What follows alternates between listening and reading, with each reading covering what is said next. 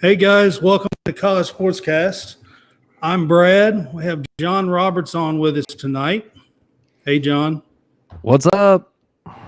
And we have a special guest with us, Ryan Nanny from the Full Shutdown Fullcast is with us tonight. Yep.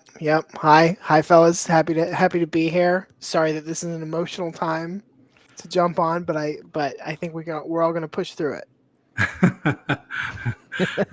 So I think he's talking about the Kentucky game that just went final. Correct. Yes. So it is kind of an emotional time for me, but we'll push through that. So Ryan's on to kind of talk about the college football season that just ended last night. And championship game was anything but competitive last night. I mean, you can't even. Was it? Yeah, it was anything but competitive. So I'll start with this, Ryan. So you watched the college football championship semifinals, right? Mm-hmm. Yeah, sure. And you had TCU scored 51 points, beat Michigan, right? Yep. The full cast favorite. And it was a good competitive game. Both games. And then Georgia has to make a late comeback to survive and advance against Ohio State. And both games were really good games. And then at the very end of the season, Michigan beats Ohio State by 20 plus points at Ohio State. Right? Pretty sure I remember all that. Go War Dads. War Dads. You are telling no lies at this point. And then we have last night. Yep.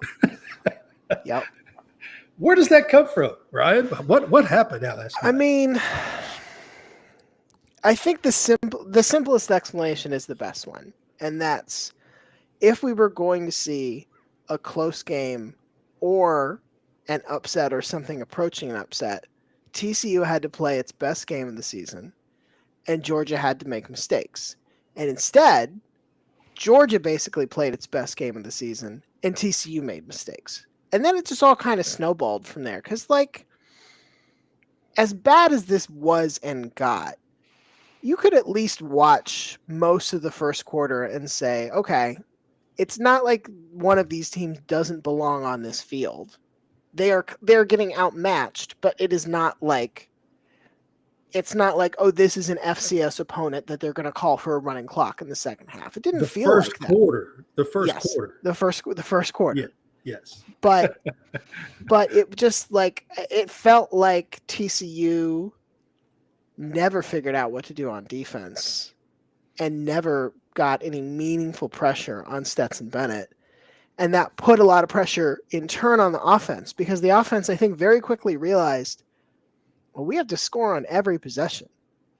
And it felt like they were pressing. It felt like they really just were flummoxed by Georgia a lot of the time. I think that's fine. I think these things happen. I was talking on a different show earlier today, but this is what happens in playoffs. Playoffs have blowouts. It doesn't mean one team doesn't belong there or wasn't supposed to be there. Sometimes it's just a bad night. And it just happens at the wrong time. Yeah. I think TCU beating Michigan proves that they deserve to be there. Yes. I mean, I say that. What about you, Roberts? Yes, no, they definitely deserve to be in the 4-team playoff. They proved it by beating the number 2 team in the country. Right. But what it really came down to was the depth of talent, the amount of talent, the depth of talent, and the fact that Georgia's used to doing this week in. And if TCU was going to beat Georgia, that should have been the first game for TCU, because then they had the 20-something days to prepare. Yep. And then they can come in and hit them with everything they had. But instead, they played a game, and then 10 days later, they played another one. Whereas Georgia's used to playing, teams like Tennessee, Alabama, and all that on a week in, week out. So they're used to turning around and playing 7 days after 7 days, 7 days, 7 days, and playing the same type of talent. Whereas TCU might play somebody that's of that caliber once, go an entire month before facing somebody else like that again. The other thing about that too is TCU's best wins were against teams that either lost their quarterback during the game or were playing a backup to start the game. And they were all come from behind victories to beat said backup quarterback in those games. So they didn't really, even though they had all these come from behind wins and they just feel good story and everything like that, but they were beating bad quarterbacks and bad defenses. They didn't go against anything that had a good defense, anything close to what Georgia was going against. They never had to do this on a week in, week out basis, and they weren't facing the first team quarterback in any of these teams that they were playing, or at least they didn't. Michigan had a good defense, though. Yes, they did. And Michigan made mistakes and made 3 mistakes in that game. 2 of them cost them touchdowns going the other direction, and one of them cost them a touchdown for them going in when they fumbled on the goal line. So, like, that's 3 touchdowns that got turned around. Everything got turned around. So even then, that was inside a 1-score game. So if Michigan doesn't make the mistakes against TCU, then you may be seeing a 14-point victory for Michigan. And then it's a Michigan that goes against Georgia, and who knows what happens. It's not 65-7, but it's not 65-7. It's still probably a 2 to 3 score, especially with the way that Ohio State opened up the eyes of Georgia. Because I think Ohio State really showed that Georgia needed to focus. I mean, Stetson Bennett played that's the biggest difference. Yeah, I think the biggest difference is Georgia had the Ohio State game, and then Kirby comes back and whips them into shape. Correct. What do you say, Ryan? Yeah, I think that even applied on like an individual. Like Keely Ringo is a really good example of somebody who you're like, you played inconsistently against Ohio State. Yes, right. And then totally cleaned it up by the time TCU showed up. Schematically, it was like, for most of the Ohio State game, it was like, is Brock Bowers still on the team, on the roster? Yeah. You know? They threw it to him one time the first half. Right. Yeah, and they didn't come to him until the end of the second half of that first game. So right. And they made very sure to get Brock Bowers involved, often early in a variety of ways. Like, I think John is right. I think I don't know how much TCU had to learn from the Michigan game. I think it was probably a good confidence boost, but and there were parts of that TCU didn't play super smoothly either. But TCU also lost their starting running back in that game. He didn't end up playing in the national championship, which I'm sure sucked for him. But Georgia, none of their injuries carried over into the national championship, and B, it felt like, I mean, the Kirby locker room speech that's going around.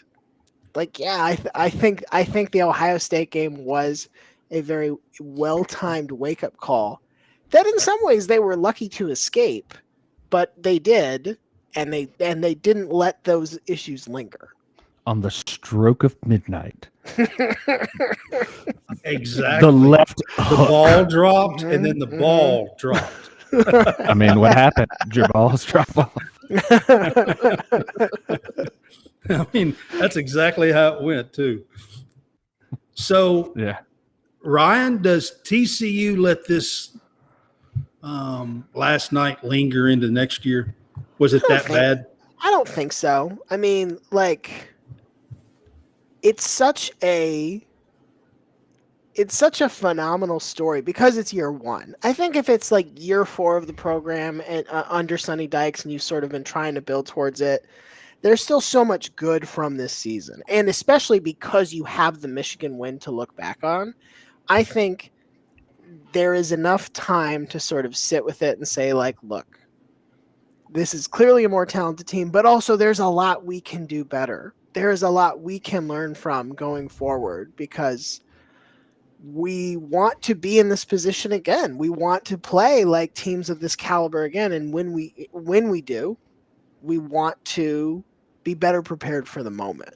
So it doesn't feel like it should stick around. Like, let's use the other example of like big national championship blowout. Notre Dame Bama. That's the one that was sort of the go-to. That didn't like crater Brian Kelly's tenure at Notre Dame by any stretch. Right. Like, they still figured out like, okay, we're still going to be a good football program. We're still going to improve. We're still going to go to the playoff even when people don't want us to. We're still going to beat Clemson. We're still going to be like, there's a team right there who played a home and home with Georgia that they didn't win either side of it, but they were competitive. They were close games. So I am not worried that this is like, oh, TCU's just done because of this. I think the bigger problem is, can all the sort of factors that help TCU get here, can you replicate those between extra eligibility from COVID years, work in the transfer portal very effectively and efficiently? That's to me like, okay, now you have to figure out how to rebuild. And for TCU, that's going to be harder than it will be for some like bigger brand name programs. Yeah. So blue chippers, which is 4 and 5 star players, TCU only had 14 on their roster last night. Yeah. Something like 23% of the roster. Yeah. Yeah. 14 is what they had. All right. Yeah. Georgia had 15 5-star kids. There's the difference right there. Don't even have to go any further than that. And I mean, to expand on that point even further, in the last 20 years, so the last 40 participants in the national championship game, there were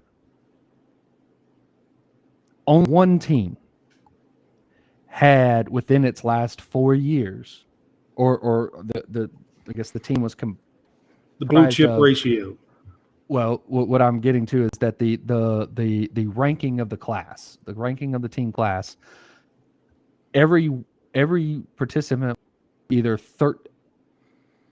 had one class that was in the top 5, I think, if not had the highest rank or the had a class in the top 13. Sorry, had a class within the top 13.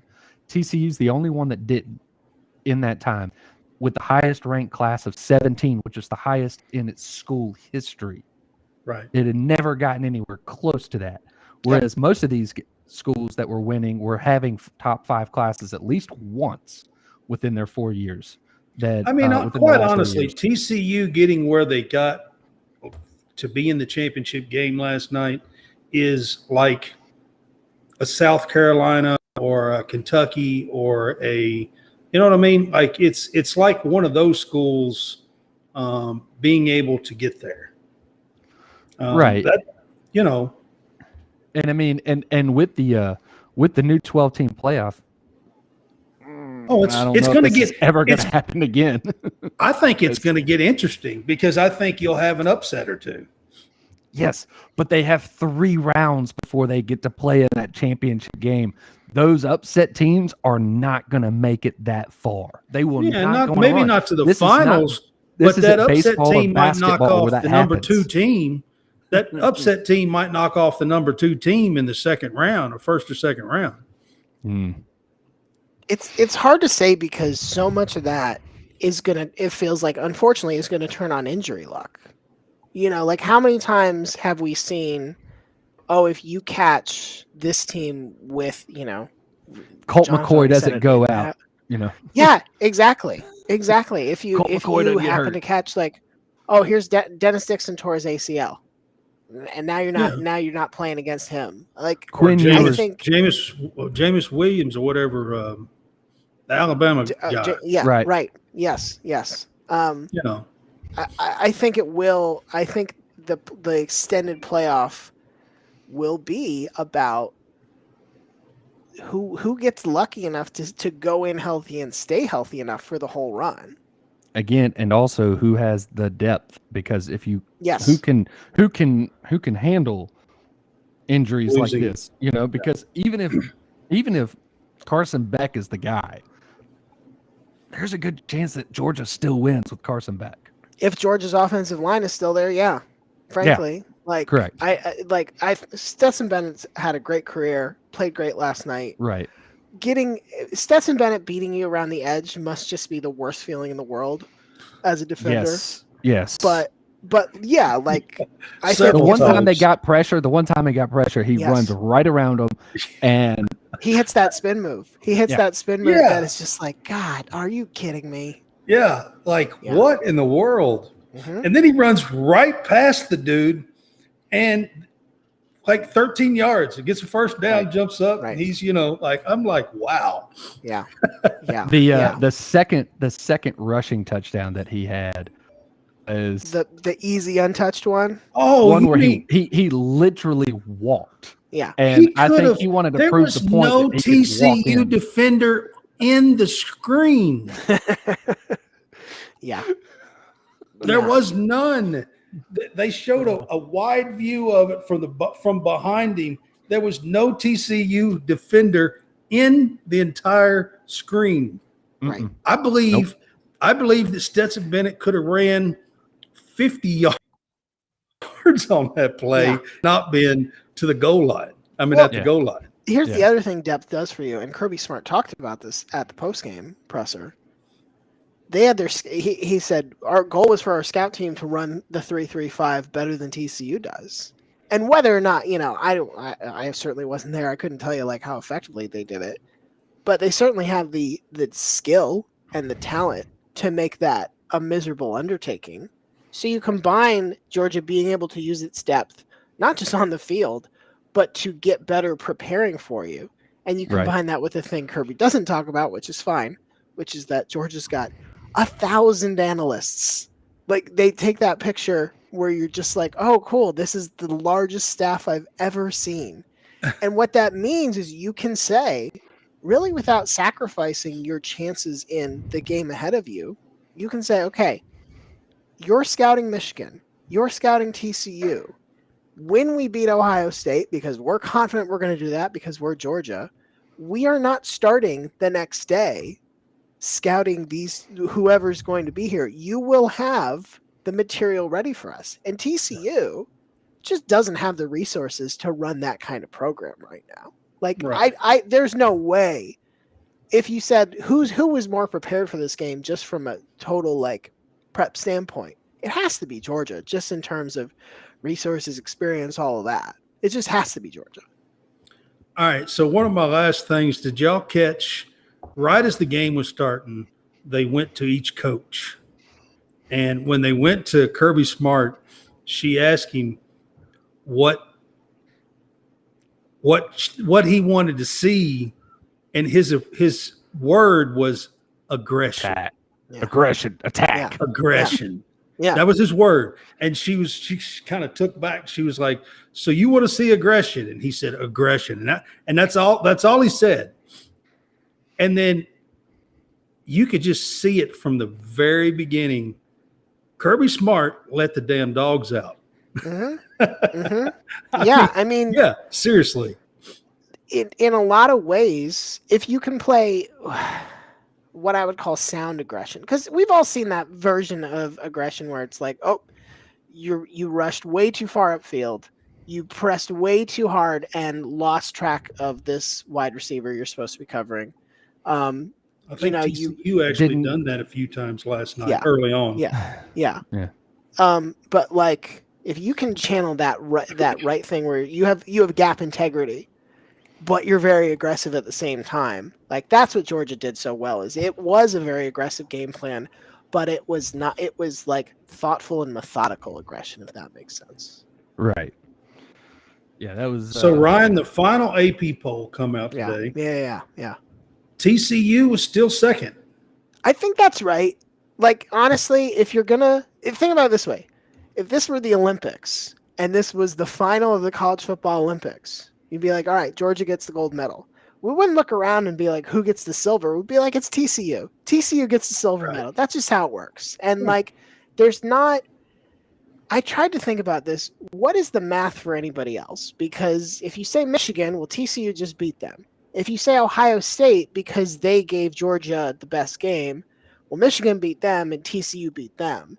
If you say Alabama, you're like, well, they had 2 losses and TCU only had 2 losses because they got to the national championship game, which Bama, like, there's no, I have trouble finding like a clear, oh, it should have been this team instead to be 2. Right. And I mean, really, honestly, like you really should take the teams that were in the top 4 and basically just rank them 1, 2, 3, 4. Based on Pretty how much that works. on how they shook out. Yeah. And then after that, you could do whatever the heck you want to do. Well, I think that's what they but did. really, it should just be 1 through 4. So your college football playoff should contain your final AP poll should contain the 4 teams in the college football playoff in the top 4. Yeah. And then it's everybody else. And then you can start, your debate. Is it Alabama? Is it, Tennessee? Is it LSU or whoever you want to throw out there? I mean, you can just start naming names. I do have one question about it and one debate that I want to bring up about that final AP poll outside those top 4 teams. Yeah. And I've been saying this for 3 or 4 weeks now, 5, I don't know, since it all happened. Iowa deserves to be in the top 10. How is Alabama ranked above Tennessee? How? I don't understand it. They didn't lose to South Carolina. That's correct. I mean, like in a twist.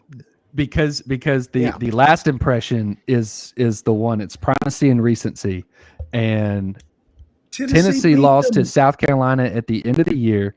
And while they beat the snot out of Clemson and Alabama beat the snot out of K-State, it was that South Carolina loss at the end of the toward the end of the year.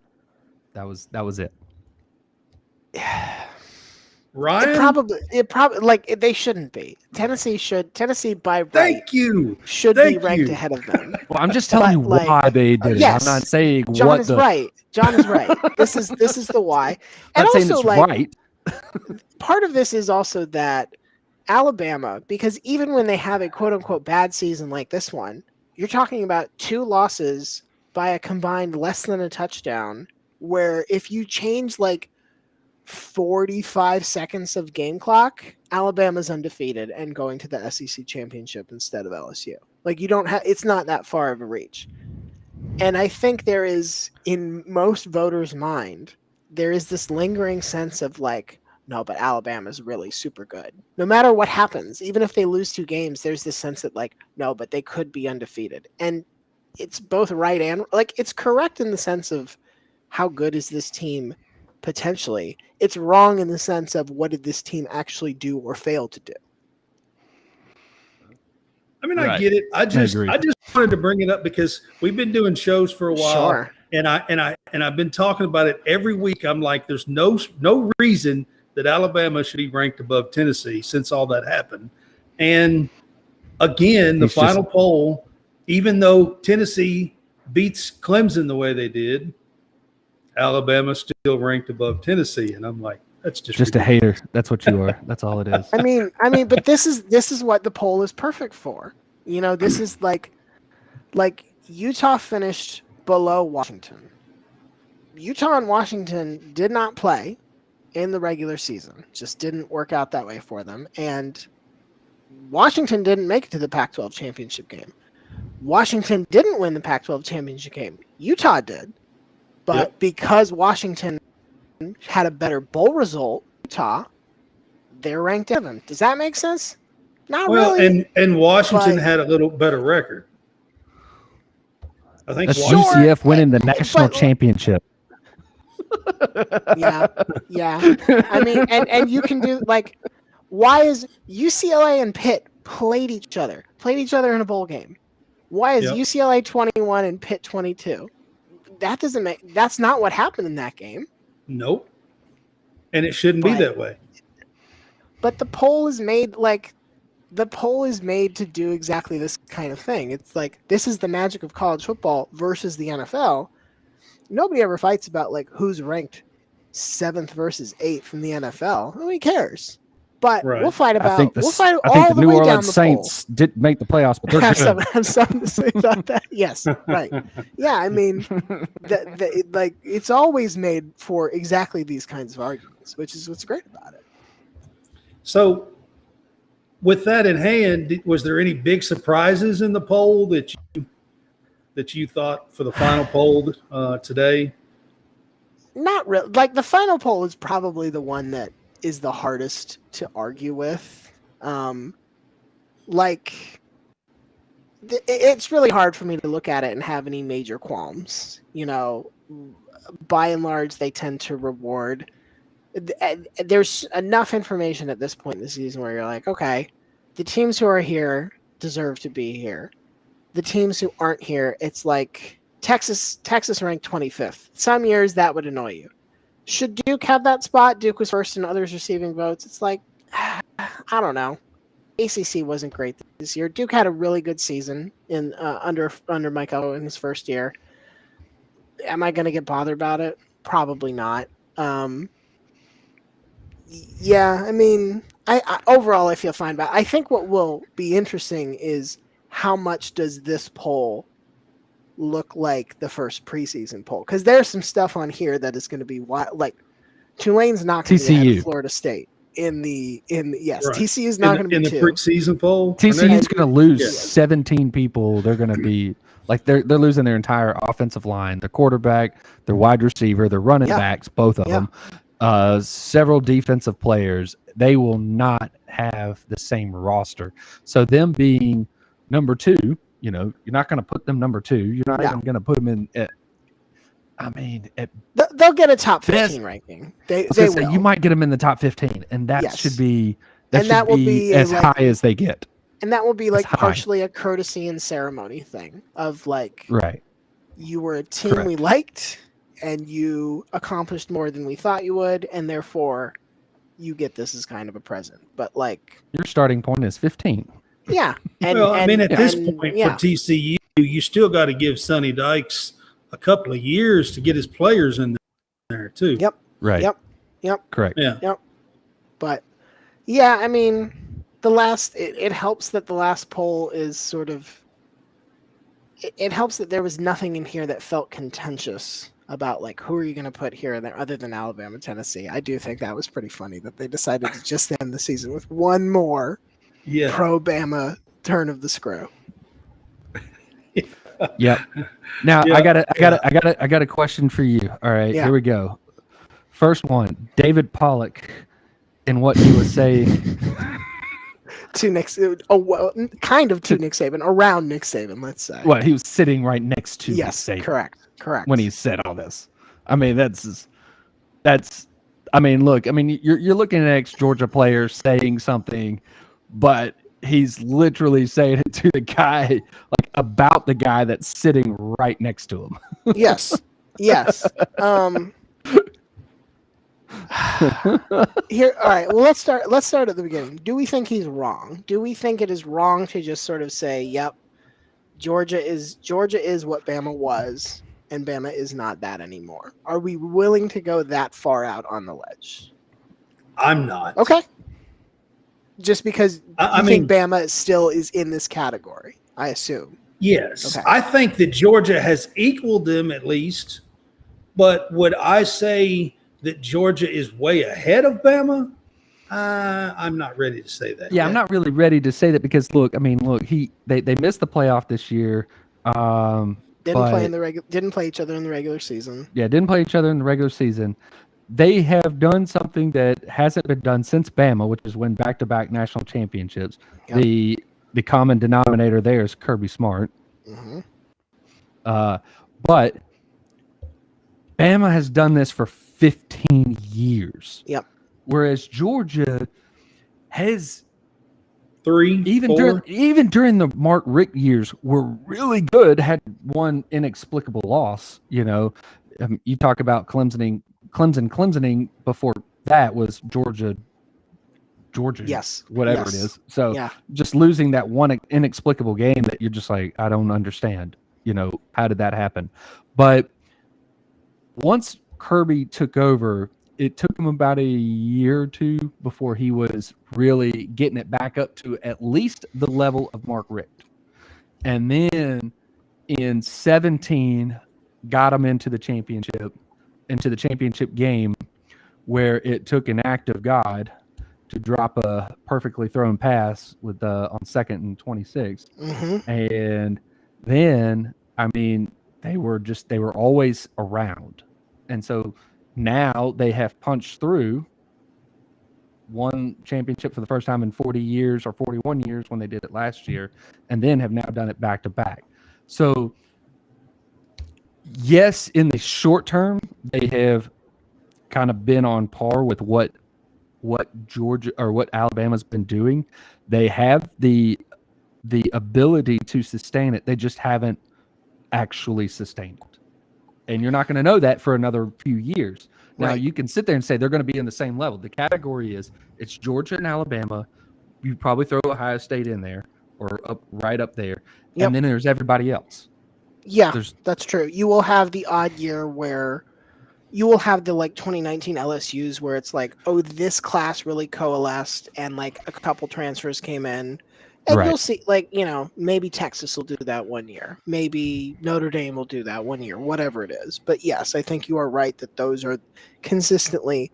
Clemson is still sort of the question mark about where do they fall in here? Yeah, And because I are don't they think we sustainable? totally have enough information. Yeah. Or is Florida State gonna be the sexy Right. pick? And do they actually have they actually built enough to overtake Clemson? Right. I don't know. Yeah. It's possible. They're still picking up some recruits, I noticed the last day or two. Florida State is. Yeah. I think Florida State is definitely going to be the more trendy pick to be the top dog in the ACC next year and take a presumable playoff spot.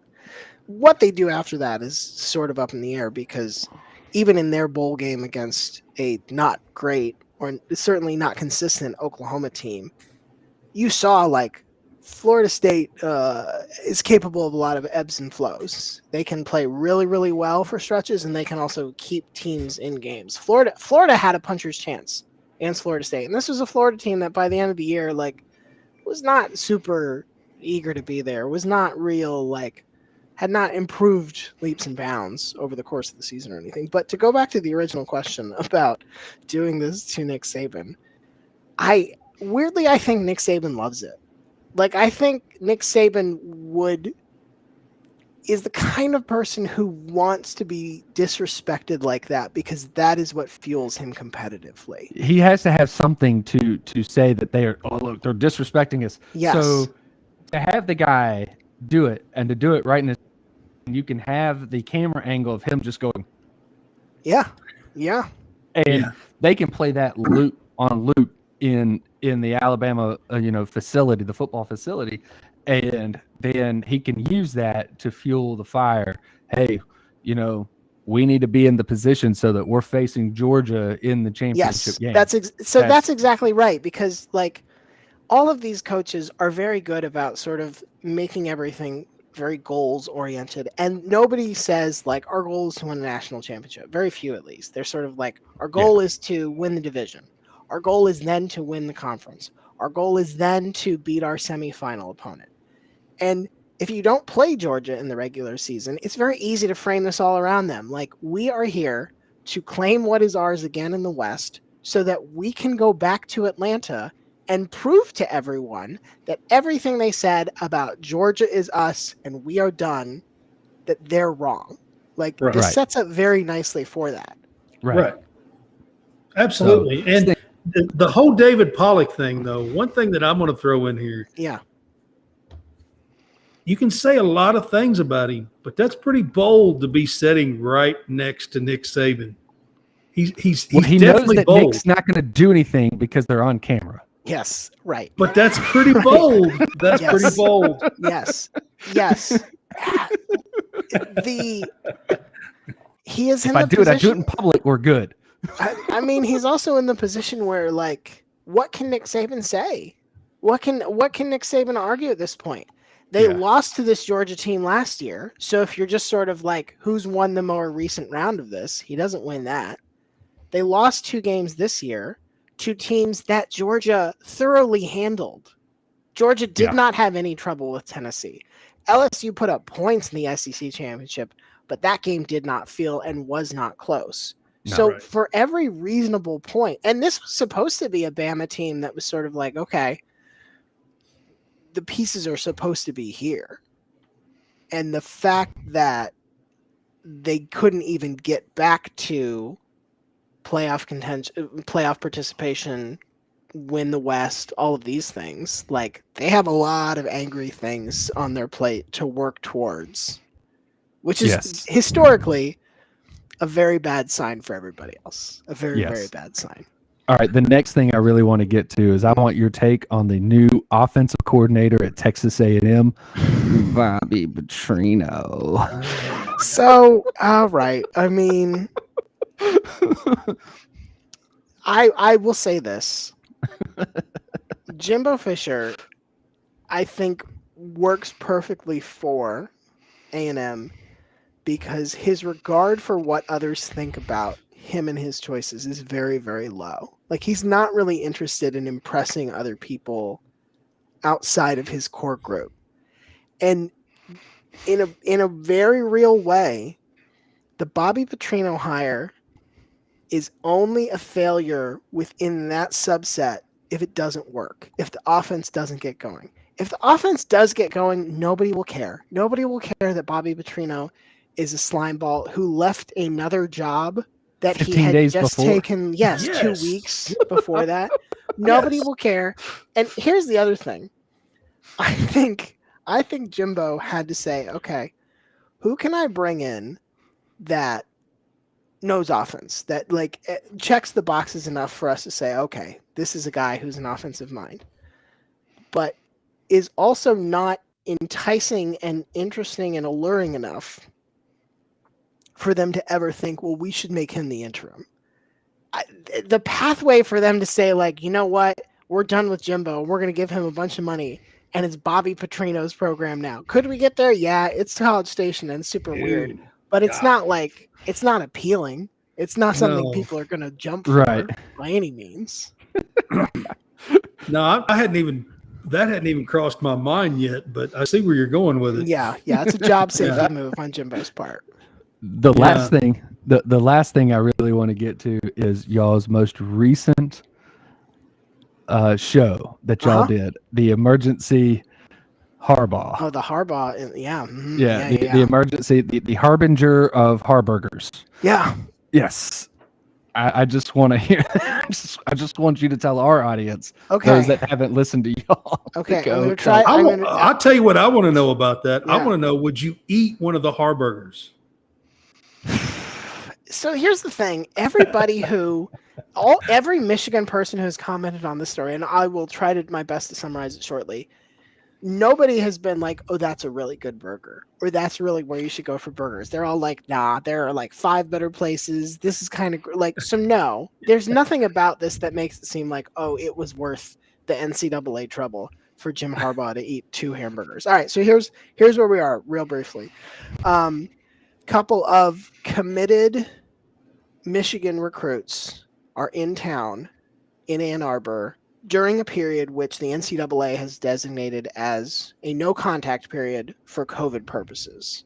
Other schools have gotten in trouble with this.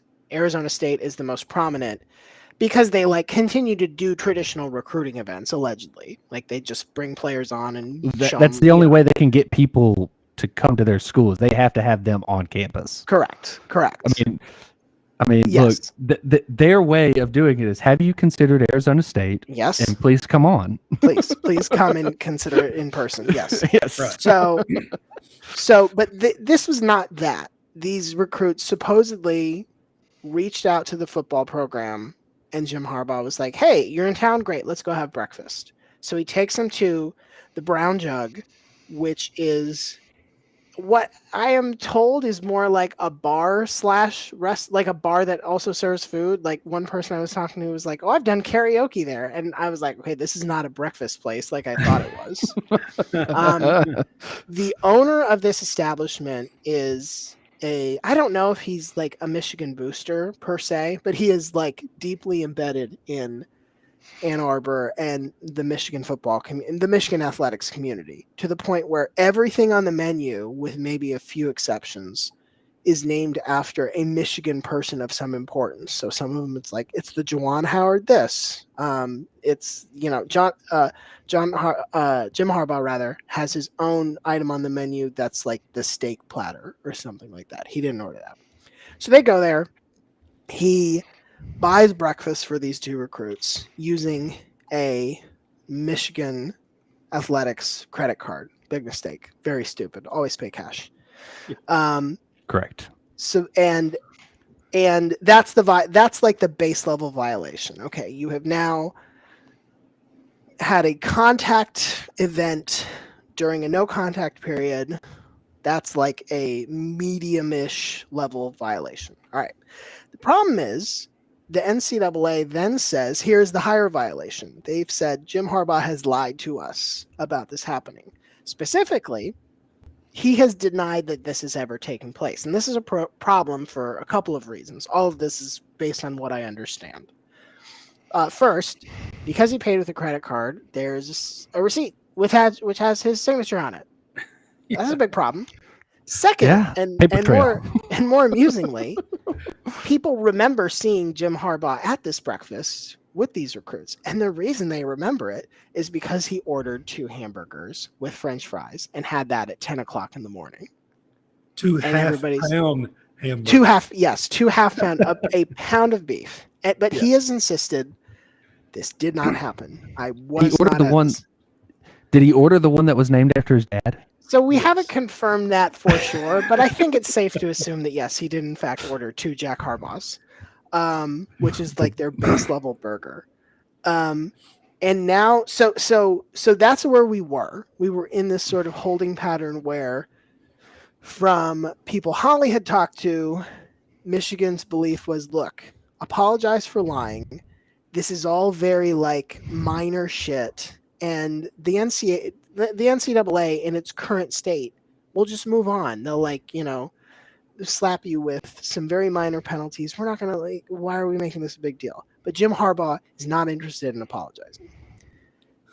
Since then, Jim Harbaugh's agent has decided now it is time to play hardball, and now it is time to go after NFL jobs. The Denver Broncos have already requested permission to interview Jim Harbaugh.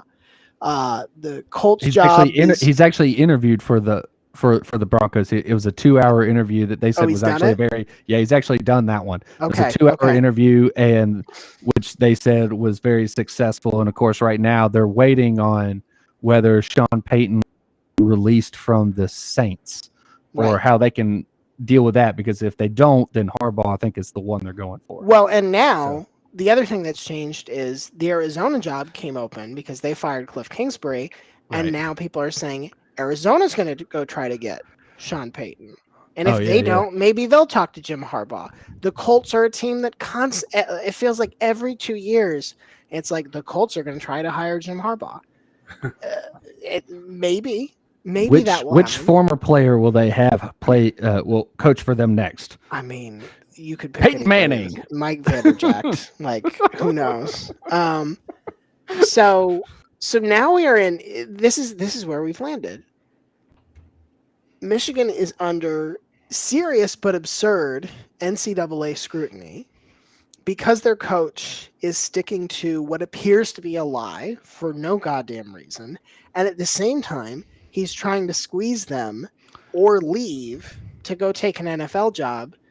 And this is all happening in the context of them making it back to the playoff, winning the Big Ten, and beating Ohio State for the second year. This should be, losing to TCU sucked, and it's not what any Michigan fan wanted. But this should be, when you think about where both Jim Harbaugh and Michigan were 3 years ago, this should be okay, good. everything's going in the right direction. We're close. We just need a few more things to go our way.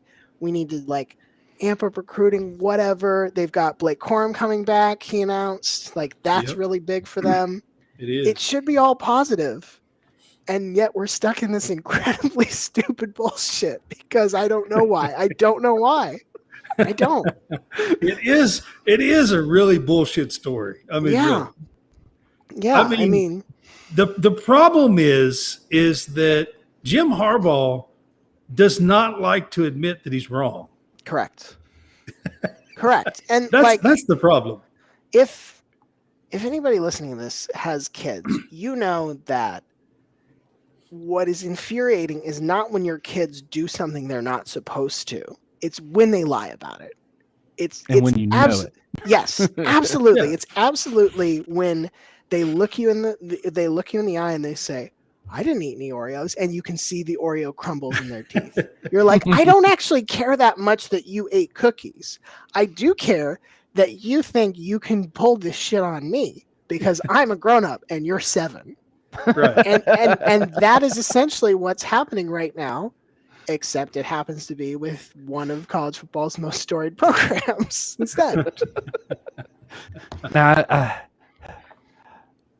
as far as, say, Jim Harbaugh goes to the NFL,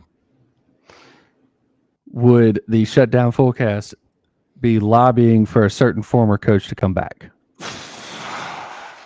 You know who I'm talking about, right? We're out on Brady Hoke. We're pretty out on Brady Hoke. No more Brady Hoke. No, yeah, we're pretty down on Brady Hoke at this point. Rich Rod now is about to have another FBS job again since Jacksonville State is joining. I think it's the Sun Belt. I think they're moving up. Next that's year. right. Which that's where my parents went. So they go. They're season ticket holders to Jacksonville State. So they go to the great.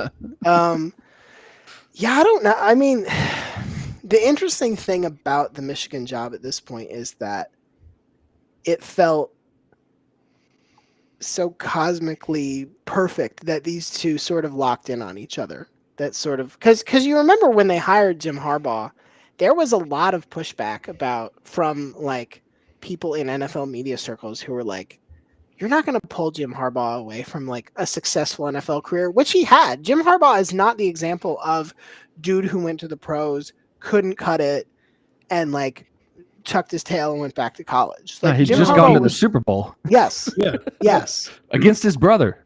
Yes. He was going to the NFC Championship regularly. He was doing it with Alex Smith at points. Like he was a very effective pro coach who had a very bad relationship with the 49ers front office at that point. But everybody seemed to think that was more about the front office than it was Jim Harbaugh. I don't know if we'd still say that now, but be that as it may. It sort of was like the fact that he decided to take the Michigan job and the fact that it has worked out. Like, have they won a national championship? No. But the fact that they've finally won 2 conference titles, finally beaten Ohio State, and not just beat them, but like beat them in ways that are like, we are the better team than you. Not fluky. I'll say this Right. about the whole Harbaugh and Michigan thing. Yeah.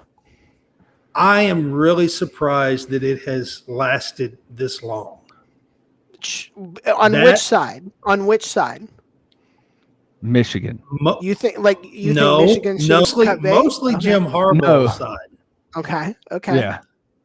Mostly Jim Harbaugh's side. Because Jim Harbaugh, you was talking about he had been successful at the NFL. He still bounced around a little bit every 3 or 4 years. Sure. He kind of wears his welcome out. But so does Michigan. That's the beauty of this, is these two are kind of nonsense in the same, like, do you know a couple that you're like, both halves of this couple are annoying, and that's why their relationship works? Like, we don't really like her, we don't really like him. They're both sort of grating, but that's why they're a good pair together, because they're grating in the same way. Like, Jim Harbaugh is the most Michigan man coach you could get for this job, and that was important to Michigan. It was important to find a Michigan man who would also be good at coaching. And like, who else is out there that you could possibly pull that trigger with? I think like this makes sense in this exact combination. Tom Brady might retire. I mean, Tom Brady Not is a definitely coach. not. Tom Brady is definitely Not not a taking coach. any recruits out for a breakfast that they want to eat either. By the way, Yeah. Already discussed that diet. yeah. So yeah. I mean, I think like, and this is the thing that I think is weirdly kind of cool. Most programs at this point in college football, you're sort of like, well, you just need a good coach. Like you fitting the culture of what this school is trying to be or what the identity of this football program is kind of secondary. Like as long as you can win, you will work here, whatever. But Michigan is sort of like sticking to this fundamental like sense of self thing, and it's working in ways that it wouldn't work anywhere else. Like there's a reason why Jim Harbaugh worked at Stanford, and that's because Stanford is not interesting or self-defined enough to be like, oh, you don't fit our mold. They don't have one. They don't go to football games. They were thrilled to be good. It didn't matter. But like, is there a single SEC job that Jim Harbaugh could take and not immediately like rub everybody exactly the wrong way, even if he won? No, probably I'm not. pretty certain he would piss off everybody, even Vanderbilt. Yes, Vanderbilt is a perfect example. Jim Harbaugh in Nashville would drive these people absolutely insane. I'm going to eat beef in a vegan town. They'd be like, he drinks so much milk. He drinks an absurd amount of milk, and it's unsettling, and we don't like that. But at Michigan, it's like, yeah, man, he's like straight out of the 1950 sitcom or something. It's awesome. We're going up the Tennessee River. We're going to sink the Vol Navy. That's right. And they're going to be like, man, this is way too much. You're going way too hard for Vanderbilt. Please stop it. Please take off the literal Commodore uniform that you've put on. I wouldn't be surprised. Yeah. So, like, if he leaves, it's just they're just going to have to figure out who they can get who can just go back to, we need a good coach. There's not another man. There's really not. Right. And they tried it with Brady Hoke, and that sure didn't work. And yeah, I mean, they need to learn from Alabama, who went away from the ex-Bear, coaching tree, from the Bear coaching tree, and went and got somebody outside. Do you think? But now, what's going to happen when they have to move on? Eventually, Nick Saban's not going to be the coach at Alabama. Right. Or will they have the wherewithal to be that open-minded again, I guess is my question. Yeah, see, now they're kind it of took going... them years to get out of that Bear Bryant coaching tree circle. Yes. Right. Yes. Yeah. And then now it's like, well, they went to that, years ago, because Nick Saban's thing was 5 years and he's moving on, 5 years and he's moving on. So once Dabo started getting really good, Dabo's the next coach for Alabama. Kirby leaves. Kirby is the next coach for Alabama. Yeah. Lane Jimbo Kiffin wins a national championship at Florida State. Yeah, right.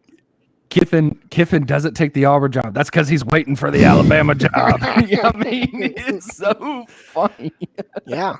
Yeah. So I have a friend. I have a Mm-hmm. friend that's a big Bama fan, and she has this saying that she calls it the Mike years. Yes. Before Saban, it was the Mike years. That's right. Yeah. So you had Mike Price, you had Mike, you had DeBose and Shula. Yeah. Yep. It was somewhere in there was Dennis Franchione. Yeah. Because after DuBose was Franchione for just like a year or so before he bolted off to Texas A&M. That's right. Yeah. And then you had Shula and Price, or Price and Shula, and then from there you had Saban. Yeah. So your question is will they look for a resemblance to Saban, I think they probably will. Yeah. Will Yeah. they say the important thing is continuity, or the important thing is vision? Because those are two different things to sort of say. And it's interesting because the two participants in the national championship have both come at this from different ways of their own. Like Georgia's decision to dump Mark Richt was pretty massive at the time, and It was. Yeah. and I'm not sure that we have seen since then. The closest one I can think of is Gary Patterson, which is why I bring it up. But like even Gary Patterson's case, TCU had fallen off. TCU Yeah. was not competing for Big 12 titles, was not in the playoff conversation. Like things were not working there, and you got the sense that there was some stubbornness involved. So Some sweatiness. some stubborn sweatiness involved. So yeah, I mean, I think it'll be. This is the thing. The beauty of it is nobody knows when it's going to happen. Like, I don't. People are asking now, like, well, would Nick Saban leave on after this year? After this year, not even winning his division, I don't know. I don't know what Nick Saban's going to do. I will say this to stick with the Bear similarities. He is very open about, like, he doesn't know what he would do if he's not the head coach of Bama or somewhere else. Like, he just is like, I don't know what I would do with my time. I can't picture what my life would look like. So I think there is some element, maybe not as dramatic as step down and die, but like, Right. I think he's going to hold on to this for longer than people think, because like, this is what he knows. This is what he does. Yeah. I mean, he Football is signed life. a 6-year, 7-year extension or something this year earlier. Yeah. Yeah. At what, Yeah. 71? That sounds right. 71. I think he was 71 this year, I believe. Yeah. Yeah. October And the- 31st. I just don't know I don't know. And I the can't remember if it's extension, 51 or if I'm not 52. mistaken, goes to 29. That So also sounds that's right. So that's Yeah. 7 more years. Yeah. And maybe he will. Like, I wouldn't rule it out. I mean, Bowden. Sure. Did probably not the example Nick wants to hear, but yeah, No. you can do Well, it. I mean, You can Bowden do it. hung on, but his last 4 or 5 years, he wasn't really as relevant as he was before that. Right. Yes, and I don't think Bama will ever pull what Florida State pulled on Bowden, which is to functionally say, like, yeah, you're done. Yeah. This is not for you anymore. But like, I don't know how old Bill Snyder was when he wrapped up at Kansas State, and obviously that was a little different since he had left and came back and all that. I was about to say, but, for which time? yeah, exactly. And it's probably a little different when like the stadium has your name on it. But yeah, like Bill Snyder is 83 now and was coaching Kansas State 4 2 years ago? 3? Four at this 4? point. Yeah. Yeah. So he made it to so he was 79, which is Yeah. about the time period that we're talking about. So yeah, that feels like Right. entirely possible. Joe Right. Paterno. Yeah. Yeah. Not the Kirk right Fer- reasons. Kirk Ferentz will be at Iowa till he's 97, and no one can Right. stop him. Waving at the Right. kids. Yeah. So So for next year, who do you think? What seats will be the hottest for coaches going into the year? West Virginia, it's a miracle that Neil Brown I still agree. has a job. I agree. Especially because, and I was talking to a West Virginia writer about this today. I'm going to pull up their schedule for 2023. So Georgia Tech was this team this year where it's just like, good God, you're on the hot seat and you have this schedule. This is what you're starting with. In September, West Virginia starts the year going to Penn State. They have Duquesne after that, which is fine. And then they play Pitt. That's a home game. And Pitt right now is still a better program than West Virginia is. So, what is Holly's thoughts on that backyard brawl? She has not offered them at this time. I think she needs more time to process it. But like, it's entirely possible that you start the year 1-2 with the one being a game nobody cares about before you've even gotten into your conference schedule in a conference that was both entertaining and like deep in terms of internal competition last year. So I think like Neil Brown is definitely high up on the list. Like, Jimbo is tempting, but the buyout is still very real. And I think there is probably also not a lot of Jimbo's the kind of thing where it's sort of like, who are you going to get instead? Like you can't really fire Jimbo until you have identified it's to go get this person. 5-7 though. I mean, come on. Yes. But in terms of like, if they were to pull another 5-7 next he'll year, be done. Yes, then I think he will be done. But in terms of like, you need to come out the gate hot and you need to do well right away. I feel like it's more important what happens over the course of the season than. I mean, I don't know where Kevin Sumlin is, but I mean, he's got to be out there somewhere. Yeah.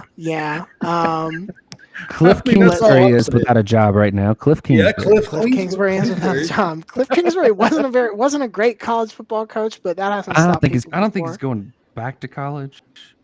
I think he's going to stay in the NFL. Go be an offensive coordinator. Yeah, go be an offensive coordinator somewhere.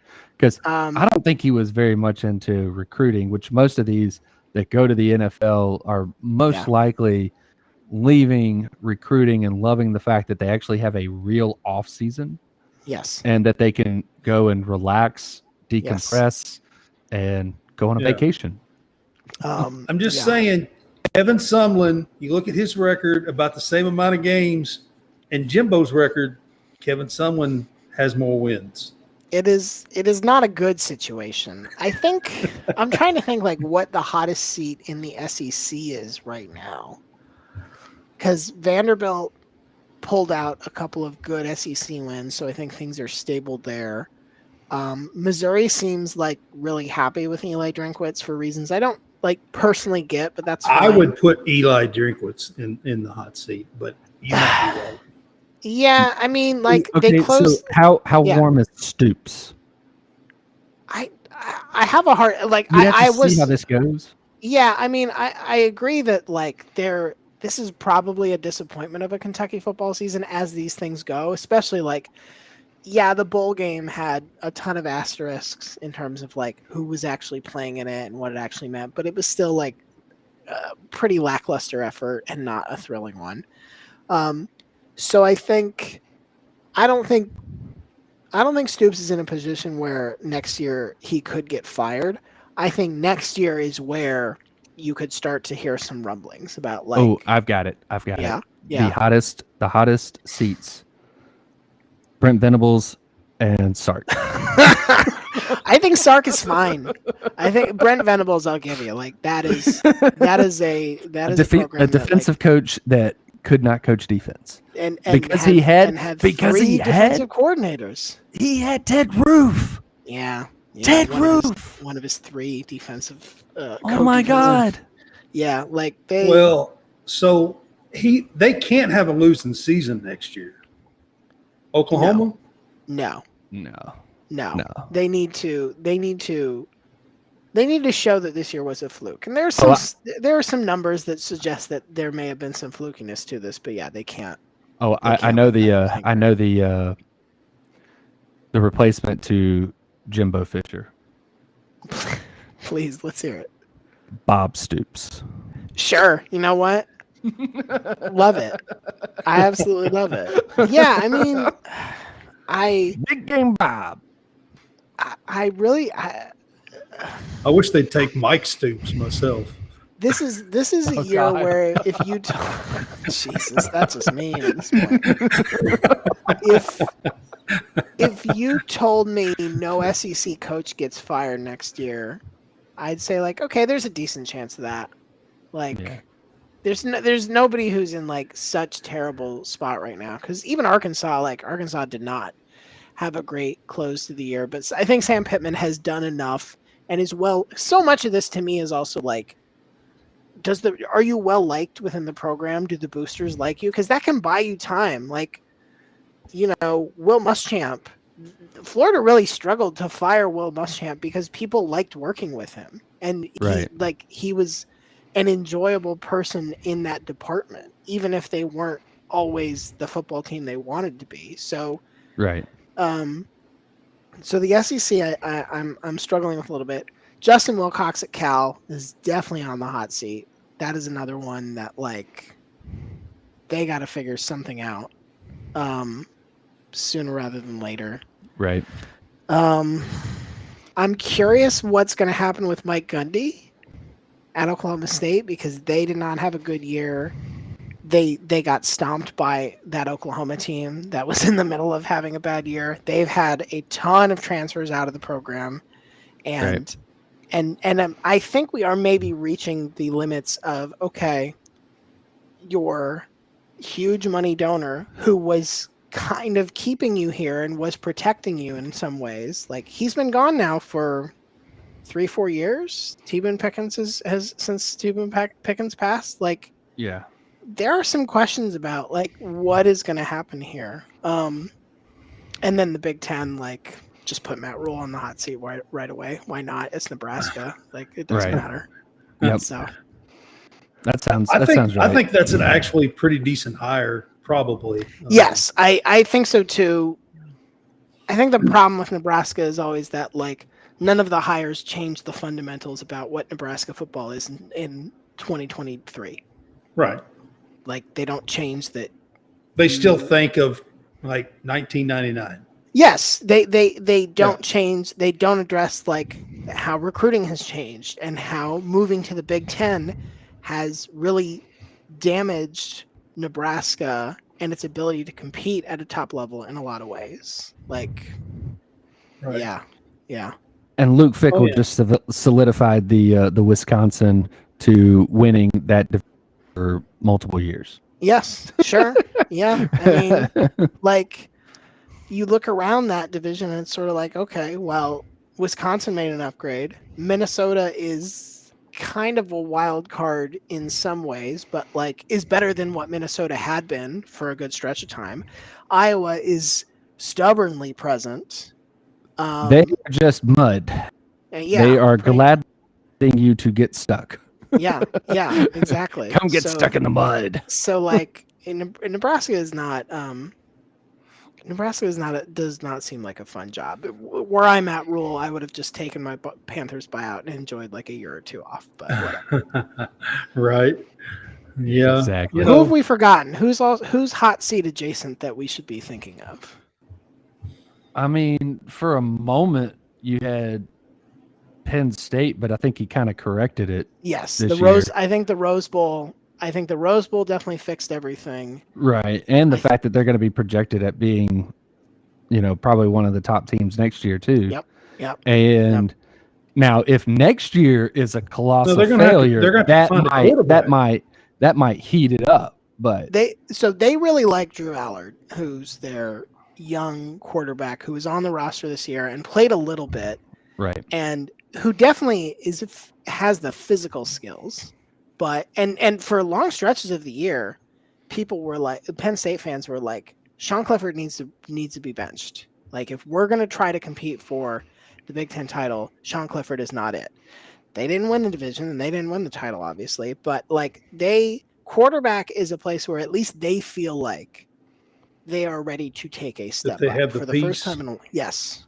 Whether or not that's true, who's to say? But like, they have identified what they think is the path forward in Penn State. So, I want to say this: y'all were talking about the ACC and Florida State and Clemson and stuff a while ago. The ACC has lost 3-4 good quarterbacks to the transfer portal. Yep. Sam Hartman is now in Notre Dame. Yep. Devin Leary's now at UK. Yep. There's another one or two that's escaping but me right now. One of them transferred within the conference, went from Virginia down to NC State. Yes. So there's at least one that stayed in conference. So the ACC was already overall kind of down. Yep. Mm-hmm. So even if Clemson and Florida State are really good teams next year, is the rest of the conference going to be good enough to, even if they have 1 or 2 losses, to even consider to put them in? Because I don't know that they will be. Depends on how North Carolina is. And If Miami decides to figure it out, that's another hot seat right there. It's also contextual. This year point, 2, like, you think year 2 for Cristobal is going to be a hot seat?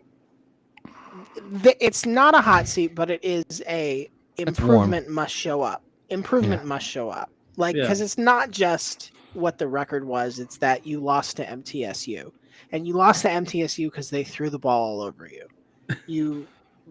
They were a sloppy team. They barely beat Virginia in multiple overtimes. And Virginia was not a good team this year. So they definitely have to show. The problem with Miami right now is, like, nobody doubts that Mario Cristobal can recruit, and nobody doubts that Miami is very serious about recruiting in the NIL era. Right. The question has always been, like, talent development and game management. And if you can't do those things, well, you're just setting things up to be great for the next Miami coach, maybe? Like Dan Lanning right now having a little bit of success with Oregon. Yeah. And doing it off of Cristobal's players. Yes, yeah. Of course, then they went and got Bo Nix as their quarterback and shipped off their quarterback to. But Bo Nix looked really good too. Is the problem? Yeah, outside of playing his nemesis Georgia, he looked like the Bo Nix that you think that he should have been. Yeah. Here's Chip Kelly's another one I'll throw on the hot seat. Like, I don't think UCLA is real enamored with how that has gone. And while there were flashes this year of UCLA being like an interesting competitive team, the defense is wildly inconsistent, and they are losing 2 very big pieces on offense this year. And I don't know how that's going to go. And they are losing money in the stands. Yes, correct. As far as the ACC question, so that'll be really contextual, because, like, the Pac-12 wasn't amazing this year, but if USC had won the Pac-12 championship game, they were getting in. They were absolutely getting the 4th playoff spot. There was no question. And I think if a 1-loss Florida State or Clemson wins the conference, and there are enough sort of opportunities out there where you don't say, like, well, Texas is undefeated, or USC also has 1 loss, or whatever. Like, I think there's probably a space to put them in, and it won't totally matter if the ACC is. Now, wait a second. And I mean, one thing that you just said. Yeah. USC had lost to Notre Dame. Not this year. It was already a 2-loss team. No, not this year. Wait, are we talking? Wait. USC was still Hold on, I'm making sure I'm not going crazy at this point. They lost the last. They were a game 2-loss of the year. team. They lost the last game of the year, regular season, to Notre Dame. No, they beat Notre Dame. They beat Notre Dame. They beat Notre Dame 38-27. Yes, they beat Notre Dame. They lost to Utah twice, is what happened. They lost to Utah by 1, and then they lost to Utah in the championship game. Yes, by 23. So USC entered that. Yes, USC entered that game 11-1. Okay. And of course, I was Caleb got totally hurt thinking that Utah they got game. beat by Notre Dame, but okay, no, my bad. No, now USC like played a ton of close games. USC like maybe should have lost to Cal. Maybe should have lost to I think it was Oregon State is who it was. Like they were a very like iffy team, and their defense was especially iffy. But like everybody understood, and the playoff committee all but said, because I think they were 4 going into conference championship weekend. If they had won, if they had beaten Utah, and it helped that Utah was their 1 loss, so it would have effectively erased that. They would have made the playoff, and it really wouldn't have mattered like what people thought about relative conference power, this, that, or the other. And then they lose to Tulane. Yeah. Which in the who bowl called game. that? Yeah. I did. I said Tulane. USC is like living all And of had Caleb Oklahoma's old Williams. problems. Yes. See, I was going under the pretext that Caleb Williams was not playing, and I said, "Okay, Tulane's going to win this game." And then I look up and I see Caleb Williams is playing. I was actually in Nashville during this game, watching this game, going, "Oh crap, my bad." Yeah, I mean, like USC has to. Lincoln Riley has to prove that it's not just Oklahoma West, because Right. especially at a school like USC with the sort of history on the defensive side of the ball that they do, you can't be this bad on defense. You can't be this bad on defense, especially because the conference you play in, like you're going to play against aggressive, high-flying passing attacks that once or twice a year will carve you up, and you can't be in these shootout games and just be like, well, we'll hope we'll come out on the right side. That's not what anybody wants there, and that's certainly not the kind of thing that A, is going to consistently get you in the playoff, and B, is going to make you even slightly have a chance if you make it. And they're headed to the Big Ten. Yes, also that. Yes, that's right. Every Yes. time someone says it, it's funny to me. But yes, And they're headed. I don't think it's 10. next year. It's the next. It's 24, isn't it? I believe Nebraska's 24 is definitely not going to ever win the West. No, it's not. or whatever. Yeah, whatever the division looks at that point. It's Whatever not they- Nebraska's way. look like. Yeah, it's not going to be great. Yeah. I think the Pac-12 is still intact next year, and so is the Big 12. Yes, Next year. I believe that is the plan as of now, which is a little surprising. I think everybody thought Oklahoma and Texas would bail super early, but for whatever reason it hasn't happened. And maybe Oklahoma is like, we don't want to go out on this year. We would like to do one better than this place. Yeah, and I think they I don't know what the buyout is to leave early either, but yeah, they definitely want to maybe have one more easy trip. I think the Before, plan is now A send off maybe before 24 coming. Yeah. Yeah, for Texas and Oklahoma. just do it when you have the 12-team playoff. That's Yeah. Come with that's that kind of plan. what they're doing, I think. Yeah.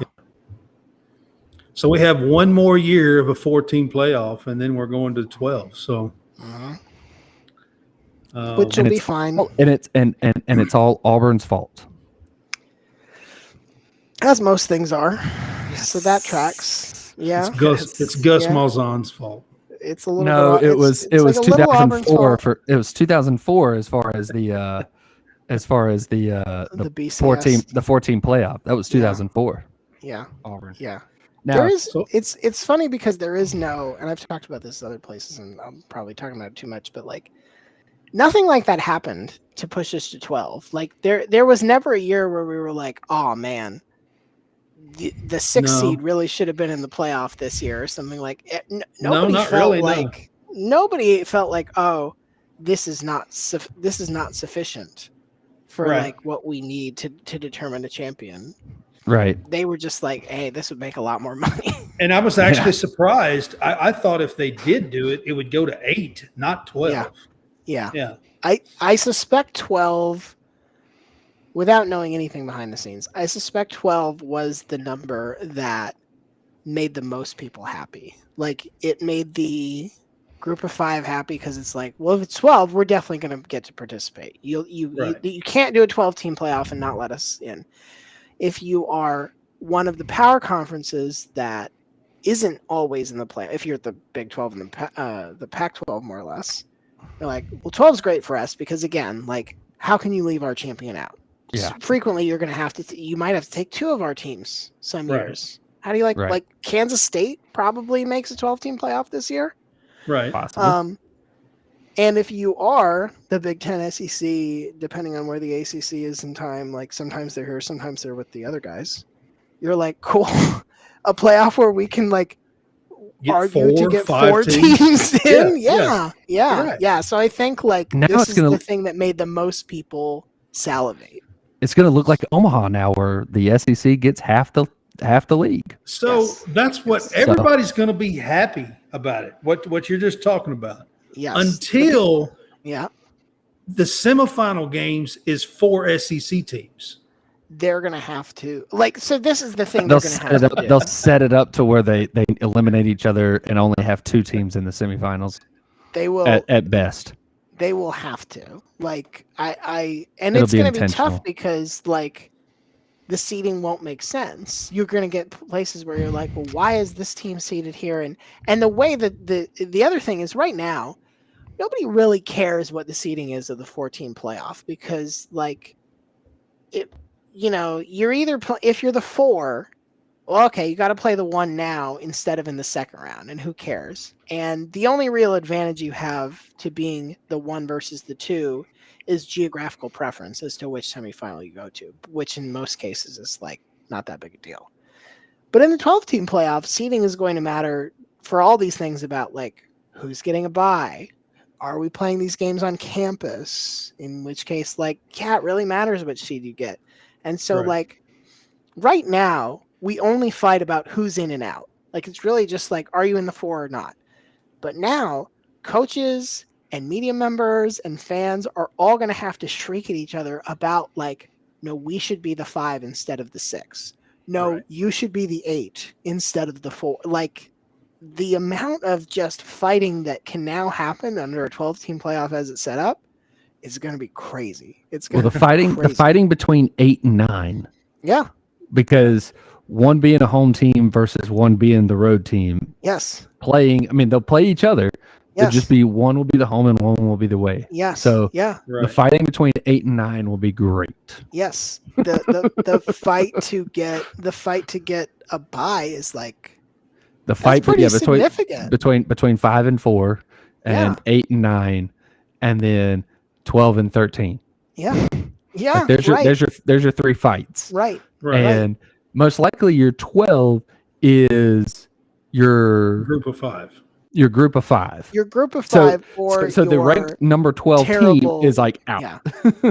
Yes. So, right. Yeah. So your group of 5 or your lowest if you have for whatever reason you have a 3-loss champion or something like that. Yes. Yeah. And they're not ranked. And your group of 5 champion is ranked 21. Yeah. So but yeah. Well, Kansas State was a 3-loss champion out of the Big 12. Yeah, sure. This year. They were. That's right. Yeah. So So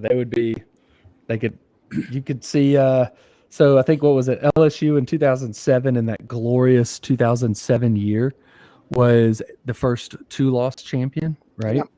Yep. And haven't had one since, I don't think. No. I think everybody's been either 1 or 0. Yeah. The real debate will be because at first when all this started coming out, they was talking about it and they was saying that the conference champions will get the buys. Mm-hmm. So does Kansas State as a 3-loss conference champion get a bye? Sure. Yes. That is what that would mean. Yeah. That is the real debate. That's astonishing to me if that's the way they set it up. It is, and it's going to have a trickle-down effect because I think the Big 12 does it right by having, and the Pac-12 now as well, by having the divisionless approach, just saying the best 2 teams are going to play each other. That's it. That's who our conference is. Because what you set up, the potential for otherwise, is if you have an imbalanced division, you can get that thing where you're all right, 4-loss Wisconsin came in and somehow upset Ohio State, and now they get the bye, even though they're a 4-loss team from a crap division.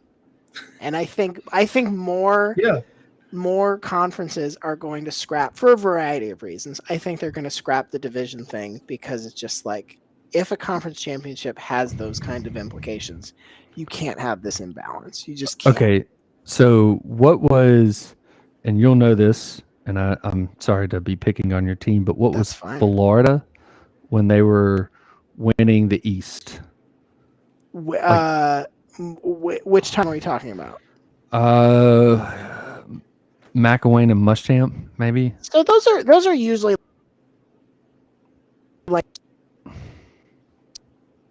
you're going in and out. Yeah, your mic's going in and out. Oh, that's fun. Is it good now? How about now? Are we good? Yeah, Yeah. you're good. You're good. You're good. Okay. I think most of the Florida teams that have made it have been. I'm looking back here at recent-ish history. They're all ranked like in the teens. So like the 2015 team finished the year 10-4, but the two of those losses were the SEC title game and the bowl game. The ensuing bowl game. The 2016 team was a 3-loss team entering the SEC championship. So that's probably like the low point of what it was. And then the 2020 team had lost 2 games. So yeah, like you will definitely see 2-loss teams. You will see that kind of imbalance, and that's just sort of like what everybody's going to have to be cool with, I suppose. Yeah, you'll have to, because what I was wondering, especially with the way that this, if they set it up again, top 4 teams, and then you're looking at the ranked opponents or whatever, or if you're looking at the rankings and say, you still have to sprinkle in your conference champions that are maybe not necessarily falling in the order of the ranks, the normal but order, they're it, But honestly, like, how many years in the first 10 years do you see a champion coming from outside the top 4?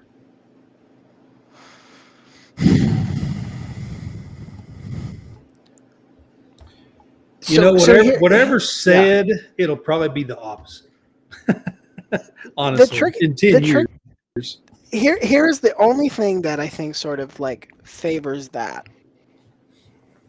being more likely than not is what I'll say. It's hard to win. The more games you have to do, the harder it is, just because like fluky things happen. Right. The 16-0 Patriots should have by all rights just been the champions of the NFL that year. Right. And they made it to the Super Bowl. It's not like they got knocked out in the first or the second round. Right. And then they just had one stupid game against an opponent that they couldn't manage to beat on that setting. Couldn't tackle Eli Manning. That was it. They couldn't tackle Eli Manning. And he threw up a prayer. Right. Like if is that the one where it stuck to his helmet? I think that's the first one, yeah. Yes. The Tyree catch, yeah. The So the fact that you'll have to do it, you'll have to win, at least one more game, maybe 2 than you do now, opens the possibility that you will see like, we got to the championship and it was the 5 and the 8, and it just worked out that way. Like, you have to take into account that also opens up more possibilities for injuries. Well, the thing is that, like, okay, so the 1 through 4 are not playing in that first round. Correct. So they have one less game that they have to deal with as far as, again, you're talking like a wild card team in the NFL or whatever. Well, they have 3 games. Like those Giants that went on the road all 3 or 4 games, won all their games, made it to the Super Bowl, won the Super Bowl. There is a more of a talent discrepancy in college football than there is in the NFL, to where the NFL, you can see teams go on a run like that. Yes. In college, again, like I was talking about with TCU, with the fact that TCU had to turn around after beating a team like Michigan, who was probably one of the best teams that they had faced in all year, and had to go 10 days as opposed to, 28 or whatever it was, 20 days or something like that. They would have to go again 1 week later to play somebody that was just as good, if not better. Then go 1 week later and play somebody just as good, if not better. So you're not wrong. The talent disparity is a real thing. But if you took any team and said, if you took in the regular season and said they're going to have a 3-game stretch where they got to play 3 top 12 teams, are you confident that they're going to win all 3 of those games? It's like, that's kind of tough. Even like the best teams, like, they will have at least one game in that stretch where it's like, oh, that game was close. Maybe they still win it. But I mean, it's they'll like have it's looking at most of the SEC teams and going, look at that team's October, because that is generally what it is, right? It's Right. October. right. It's October in the SEC, but for everybody else, or for teams that are playing in, if you get, say, Oregon gets in, or even, let's just say it's Oregon and USC from the Pac-12. I mean, they're not playing the same caliber teams coming But through. these SEC teams you're talking about, they'll drop a game or two along the way. They'll drop a game along the way. That's the tricky thing, is that in the current setup, as long as you get to the playoff, you can have that stumble. You can have that miserable October stretch where it's like, yep, you lost to Ole Miss, you lost to Auburn, you lost to LSU, whatever it is, and it doesn't destroy what you're doing. But in this format, to say like you're going to have to play 3 top 12 opponents, even if you have the bye, this is what awaits you, and you have to win them all. You can't just like get that bounce and sort of like, well, this rejuvenated us. Like, that is, I think, the really tricky part, because this is where even the best SEC teams, like, it's rare to have a 3-game stretch where you're playing 3 teams that are that good. Maybe you're playing 3 top 25 opponents, but to play 3 in the top 12 is like, that's not a thing you see. What was Auburn's schedule in 2019? They didn't go 3-0. I think they had a stretch of LSU.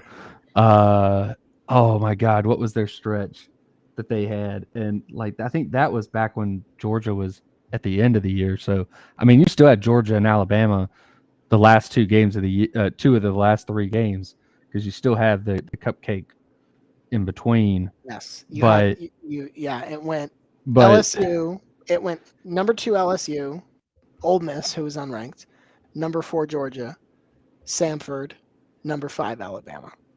Yeah, there you go. 3 out of 5. So it was 3 out of 5. It was every other week they were playing somebody that was. And 2 weeks before LSU, they played who was number 10 at the time, Florida.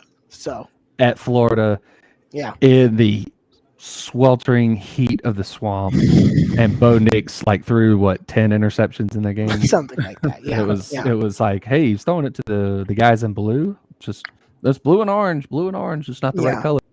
So I think like it will be a new challenge. I'll put it that way. The idea of you have to, even the best teams, you got to do this 3 times. And you can't have can't have a game like Michigan did against TCU. Like you can't have that game, or you're just done. Right. Yeah. Because that's the other thing that's different about, like, we talk about this happening in basketball or baseball. You can have one of those games, and because it's a 5-game, 7-game series, whatever, you can live with this. The closest corollary we have is the NFL, and yes, the talent parity is a lot closer there. But you can still, like, we have seen March a 7-9 in basketball. And we've seen a 7-9 team who, by all accounts, you were like, why the hell is this team in the playoff? Why the hell are the 7-9 Seahawks hosting a playoff game? And then they beat the Saints. Like, this happens. And I think there will be room for plenty of that in a 12-team playoff. So this morning, I was looking at the past national championships. 13 of the last 17 national championships have been SEC teams. Yep. 13 of 17. Yeah. Again, it's Auburn's fault that it's not one more. That's the Florida State one. Yeah. Yep. Yeah. Yeah. Clemson beat Alabama. And then Ohio State had knocked off Alabama in the semis. Right. So they beat Oregon. I think. In the final there. Yeah. Yeah, they beat Oregon in the final. Right. So it's a good run. It is also largely one team's run. Is the problem. Well, the last 3 years, So they Georgia's in the last 4 years, the SEC's won 4 in a row. Yes. It's Bama, LSU, Georgia. Yes. Yeah. So there's 3 teams in the last 4 years have won it. Yes. Right. That is technically true. Yes. It's not It technical is. about it. It is. Yeah.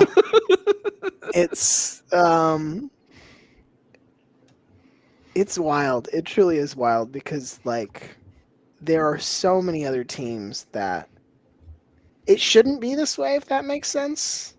Like there should be. Ohio State certainly, I think, has the best case for sort of like being in this class and has won as we said, has won a title in this and has played some good playoff games and, is no slouch by any means. But like the disappearance of the Pac-12 for long stretches of the time that we're talking about, like the absolute disappearance where they just have no real relevance at the championship level, the disappearance of the Big 12 for long stretches of this, the absence of a second team in the ACC, where it's so many of these years, it's like, if it ain't Clemson, it's absolutely nobody. And before that, it was if it's not Florida State for a few years. Then it's absolutely nobody. Absolutely no. Right. Yeah, then it was like maybe Louisville will stay hot, and they don't.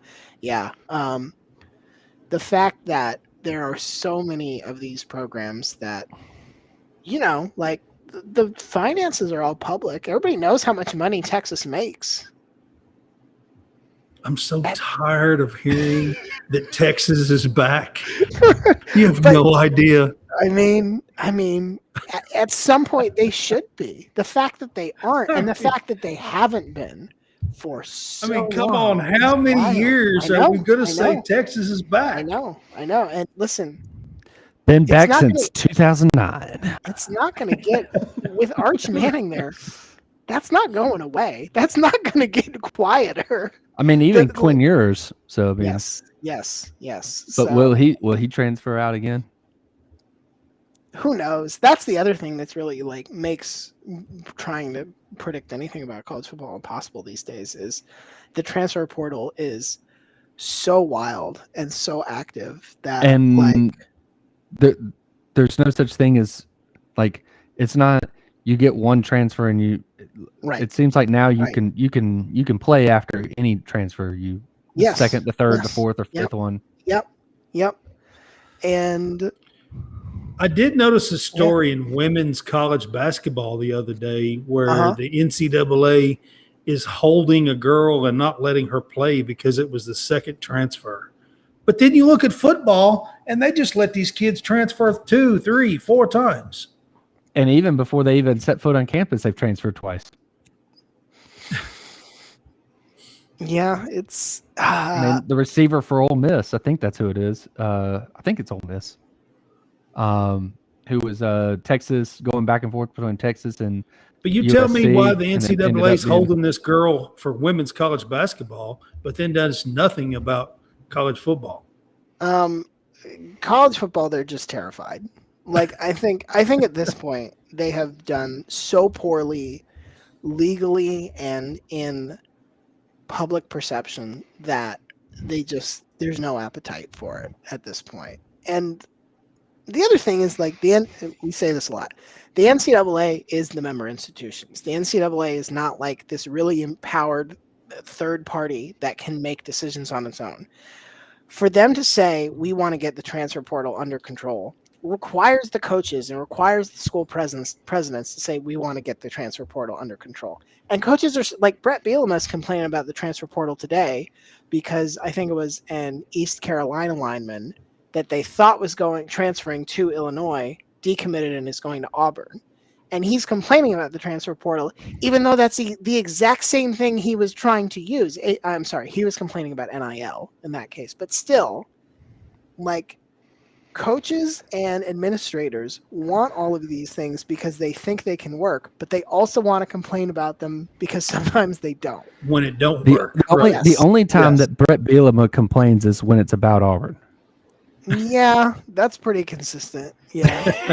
There's not a lot of levels. It's unsafe. It's unsafe. It's unsafe. Yeah, that is not a real great relationship there. Yeah, but like it would take it's the same as with, like early signing day. Here's a great example. Early signing day, it seems like there's some momentum for it to go away or change significantly. I think there is some momentum for that. The reason for that is that the coaches are burnt out. Nobody's looking at this. There's too much going on in December. Yes. So if the coaches and by extension the ADs are like, we don't want to do this, the NCAA will do something about it. If anybody else is like, nobody's like, oh, early signing day is bad for the recruits and we should do something else for them. That's not why early signing day is going away. It's because coaches are tired. And the coaches and the administrators will always be the tail that wags the NCAA dog. It just will always be that way because that's how they want it set up. Right. Yep. So, well, Ryan, we've had a blast. We've had fun. We've been on a while. Is there anything that you want to plug? On the show?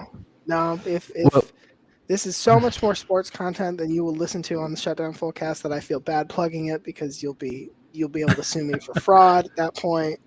No. I actually listened to a couple of episodes before I come on. So I'm sorry. Yeah, that is the right. You can blame John Roberts for that. That is the right response. Yeah. No. It's just thank you all for having me. It's been a blast to be on. Hey, when are y'all going to start traveling again? Do live shows. I will say this. I don't know when, but I do know wherever it will be very stupid.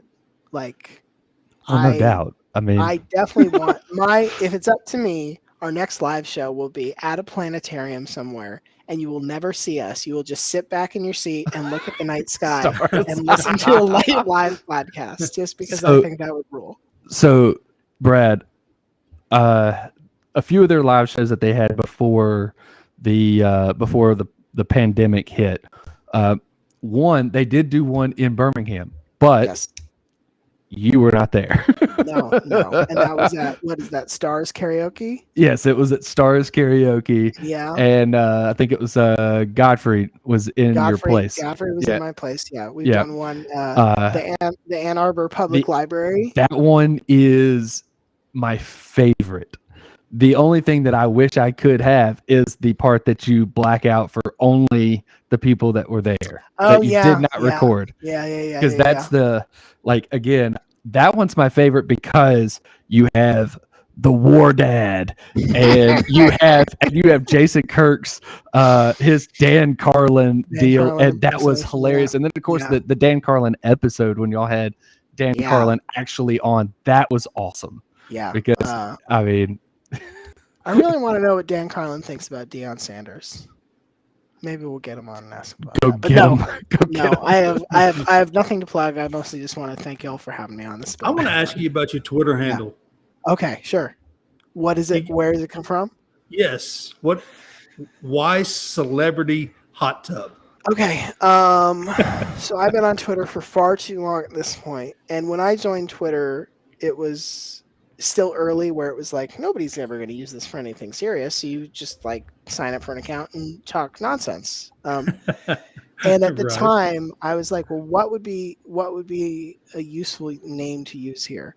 There is when Eddie Murphy was on Saturday Night Live, like a long time. This is not a thing that I was alive for or like remember watching as a young kid or something like that. But he had one segment that he did called James Brown's Celebrity Hot Tub, where he's doing a James Brown too hot in hot tub. Get back! I know exactly what you were talking about. Which now explains why you have Eddie Murphy as the actual. Which is why Eddie Murphy is my profile picture. Yeah. And I was just like, oh, Celebrity Hot Tub. That's like fun and catchy.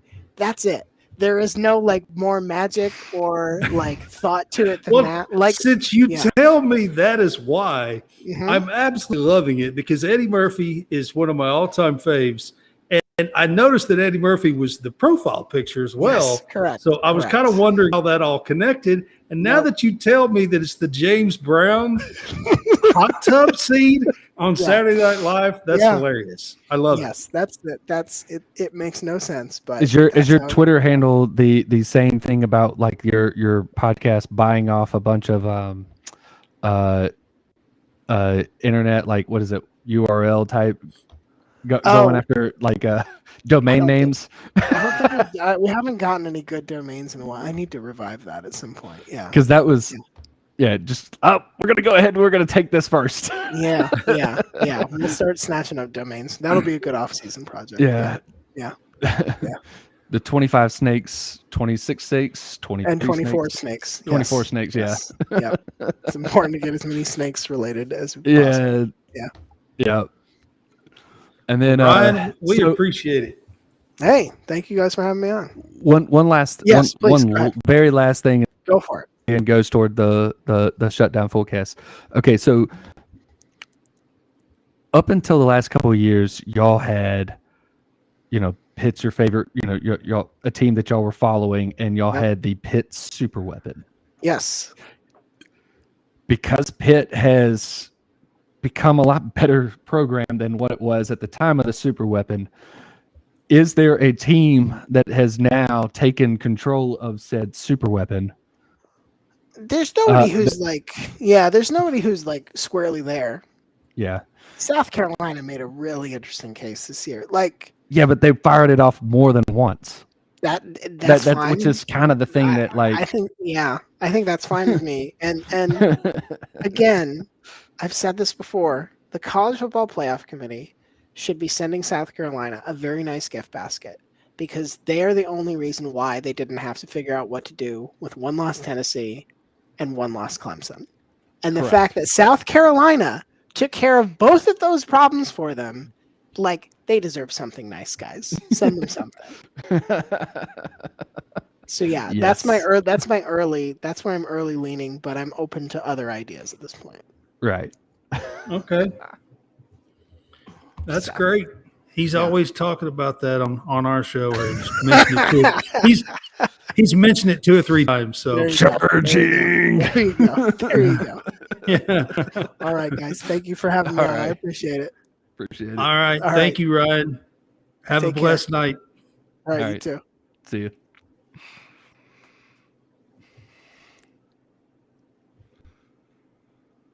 All right, guys. That was Ryan Nanny. Again, his AKA Celebrity Hot Tub is his Twitter handle. He is off for the Shutdown Fullcast. They are used to be on SB Nation and a pretty well-known. They cover college football, and then they also do on Saturdays after all the games. They have one what they do with Levitard and Friends, and they call that the Fullcast After Dark. And they do that with they record their it's a Twitter space, and they record the Twitter space. Right. And so that's where it comes from. So that everybody jumps on Twitter into the Twitter space after dark, listen to them. They'll record it. They'll put it out in podcast form, by the next day or whatever. So, but that one is like an immediate reaction after whatever the ESPN night game is on Saturday nights. So you'll only see that really do anything on during football season, the Fullcast After Dark, whereas the Shutdown Fullcast should, for the most part, should have some episodes running throughout the off season. So before we get off the air, I want to mention that we're now part of the Winning Edge Sports Network with the Fanboys podcast group network. And so they are supporting a nonprofit organization called Home for Our Troops. They are building homes and rebuilding lives. You can find them at www.hfotusa.org, and you can support the troops and build homes for the troops. So it's a nonprofit organization. So I want to ask that you help support our veterans for that. And Roberts, is there anything you want to add? No, man. I just want to, shout out to Ryan Nanny for coming on, and that was a fun episode. I love it. It was. It's awesome. It was, and I appreciate him coming on. We've been kind of working on that for a month or two, or maybe more. I'm not sure. Roberts has been the one kind of doing the work on that. How long? Oh, that one was one. He had posted something at the beginning of the year that he had actually reposted from himself from maybe a month or two earlier, and I saw that post and went after him. So Cool. it was something that we've been working on it for a couple weeks. But yeah, it was but it's still awesome just because I kind of fanboyed out on the on the show. So that was So we're part of the fanboys. So there you go. we just Segue. fanboyed out to get Ryan Nanny on our show. So we appreciate him being on with us. It was a blast. We love that he actually come on and had so many opinions and thoughts and everything about the season that was and the college football playoffs and possibly stuff for next year, even the playoffs. We got him talking about the extended playoffs, and he had a lot of good thoughts and a lot of good stuff on that. Right. So we hope you guys enjoy this episode because we certainly did. And we will see you guys on Thursday night. Mm-hmm. And then on Sunday, we have another special episode for you guys. We're going to be doing an interview with Alan Ray of Villanova, who took Villanova to the final or to the Elite Eight in 2006. They were in the final AP poll that year. They were ranked number 3. There you go. That year. And Alan Ray was a second-team All-American. Went on to play with the Boston Celtics and then went overseas. And he is a hugely involved with Villanova now. And like what most people think of Ray Allen, Alan Ray was also a really good three-point shooter. Yeah, he was also a really good three-point shooter. He was on that 4-guard team that had Randy Foye and Kyle Lowry were 2 of them. And they met up with Florida team in the 2006 year where they went on and win the NCAA championship with Joakim Noah, Corey Brewer, Al Horford. That's who knocked them out in the Elite Eight. Yep, not a bad team. No, yeah. That was their first year, and then they repeated the next year. Right. But we are excited to have Alan Ray on with us. So y'all join us on Sunday afternoon at 3:00 Central Time. And then tomorrow or Thursday, we'll be on our regular time for the weeknights at 8 p.m. Central. You got anything else? Last little tidbits you want to add? No, but I do have some other guests that I'm lining up, and we will announce them as we get them squared away. But I have some other ones lined up and ready to roll. So Cool. And some of my guests that will be coming on will be gearing toward college baseball, which will be starting up in less than 40 days. So less than 40 days, we'll have first pitch for college baseball, and we may have some guests that are lined up that can that will talk heavily or that will be more in the know on college baseball, so we can kind of cater to all the college baseball fans, or maybe sway some of you to become college baseball fans. That's right. Right. So one last thing, while he's mentioning one last thing, I thought of January 24th, We will have the mock draft YouTube guy on with us. He's going to be doing a 2-round mock draft with us. We're excited to have him on. He's going to be with us once a month. It'll be the Tuesday before the last Thursday of the month. So this time that falls on January 24th. And he will be on with us, and we'll be having a 2-round mock draft. As we go further along and closer to the April draft, I do expect him to probably add a few rounds, maybe even do all 7 rounds towards the end. I'm not sure, but I know he said he'd probably add a few rounds as we go along. So we will be fully talking about all the college football players and where they are being selected and drafted in the NFL draft in April 2023 here. So we're excited about that as well. So just a few things to give you guys a reason to come back. And with that said, I hope you guys have a blessed night, and we will see you down the road.